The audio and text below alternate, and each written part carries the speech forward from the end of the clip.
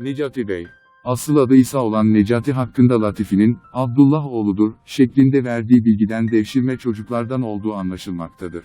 Edirne'de 1452-1455 yıllarında doğan Necati, 15. yüzyılın ikinci yarısında yetişen şairlerin en önemlisidir. Tezkirelerdeki bilgilere göre, fakir bir aileden olan ve küçük yaşta öksüz ve yetim kalan Necati'yi ihtiyar bir kadın evlat edinmiştir. Ancak onun Sağlı adında bir şair tarafından yetiştirildiği de rivayet edilir. Necati'nin şiirinin gelişmesinde bir basamak olan Sağlı, ona şiirle ilgili ilk bilgileri öğretmiştir. Şiir ve inşaya yeteneği olan Necati, dönemindeki ilim ve sanat anlayışını dikkate alarak kendini yetiştirmiştir. Fatih devrinin sonlarına doğru, niçin gittiği bilinmeyen, Kastamonu'da bulunduğu sıralarda meşhur, Done Döne, redifli gazelini yazan Necati, şiirleriyle kısa sürede tanınmıştır. Fatih'e sunduğu Şitaiye ve Bahariye kasideleri ve gazelleriyle padişahın takdirini kazanarak divan katibi olmuştur. Fatih'in ölümünden sonra 2. Bayezid'e intisap eden şair, ona da kasideler sunarak iltifat görmüştür. 1504 yılına kadar geçen zamanda sultanı, Bayezid'e kasideler sunan şair, hayatını padişahın himayesinde sürdürmüştür. Ayrıca İran'dan İstanbul'a dönen Müeyyedzade Abdurrahman Çelebi, Mesih Paşa ve Mustafa Paşa'ya da kasideler yazan şair bunlardan da yakınlık ve ilgi görmüştür. Şiire ve sanata ilgi gösteren Şehzade'nin yanında geçen süreler, Necati'nin ömrünün refah dönemidir. Şehzade Mahmud'un 1507 yılında vefat etmesi üzerine, Şehzade Abdullah'tan sonra ikinci bir mersiyeyi bu şehzade için yazan şair, şehzadelerin ölümünü hayatında bir talihsizlik saymış ve derin bir ıstırap duymuştur.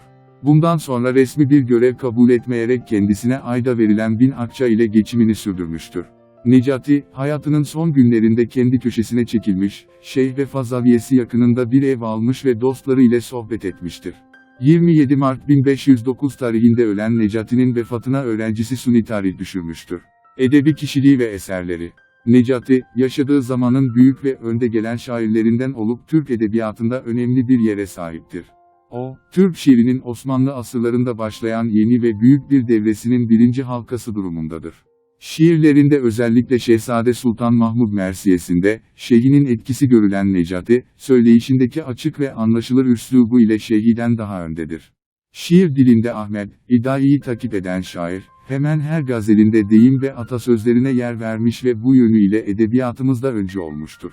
Kasidelerinde, mersiyelerinde ve gazellerinde kendine has buluşlar ve benzetmelerle dikkat çeken şair, yine 16. yüzyılın başında bir edebi topluluğun başı gibi görünür. Şiirlerinde yaratılışından gelen bir samimilik ve tabiilik bulunan Necati, manzumelerinde parıltılı, ışık dolu ve aydınlık kelimeleri seçer. Benzetmeler, tezatlar ve diğer edebi sanatlar ile bilerek seçtiği kelimeler Necati şiirinin gönülleri açan bir özellik kazanmasını sağlamıştır. Şiirine devrindeki hadiseleri de sokan şair, halk psikolojisine önem verir. Böylece yaşadığı hayattan yansımalar ve gözlemler, şiir olarak en güzel şekilde dile getirilir. Mersiye, Iyester, adını verdiği katırın ölümü için yazdığı şiiri, onun hayata ve halka bağlı yönünü en iyi şekilde ortaya koymaktadır. Necati'nin manzumelerinde yer verdiği soru cümleleri, hitapları ve öğütleri, üslubunun öne çıkan özellikleridir. Sözleri basit, kolay söylenebilir gibi görünse de, Necati'nin şiirinde halk düşüncesine dayalı bir derinlik, milli kültüre bağlı bir genişlik ve hayattan aldığı bir canlılık vardır. Necati Bey'in tek eseri divanıdır. Bu eser, Ali Nihat Tarlan'ın neşrine göre bir önsöz ile başlamaktadır. Bugünkü bilgilere göre, Batı Türk Edebiyatı'nda divanında dibace, önsöz, yazan ilk şair de Necati'dir. Bu önsözün başında Allah'ı ve peygamberi konu alan şiirler vardır. Necati Bey, divanının bu kısmında, mesnevi nazım biçimi ile yazılmış şiirler bulunmaktadır. Bunlardan biri de 2. Bayezid için yazılmış bir övgü şiiridir. Şair, bundan sonra kendisini, şiirini ve şiir görüşünü anlatır. Dibacenin sonunda ise, Peygamber ve Hazret Ali için yazılan natlar bulunur. Necati'nin bir gazeli. Dil aldı kast, can eyler begüm kasun gözün gamzen. Elif kabdüm keman eyler begüm kasun gözün gamzen. Kamu şeyler sana bende kül olayım sana bende. Düşürmüştür beni bende begüm kasun gözün gamzen. Hayalün dilehan oldu visalün tende can oldu. Cihana da sitan oldu begüm kasun gözün gamzen. Emirüm şehriyarumdur enisüm gam, düsarumdur. Azizüm ihtiyarumdur begüm kasun gözün gamzen. Görelden sen yüzümahi yürürdüm göklere ahi. Beni külitli vallahi begüm kasun gözün gamzen. Saçun çininde hayranım kasun yayında kurbanım.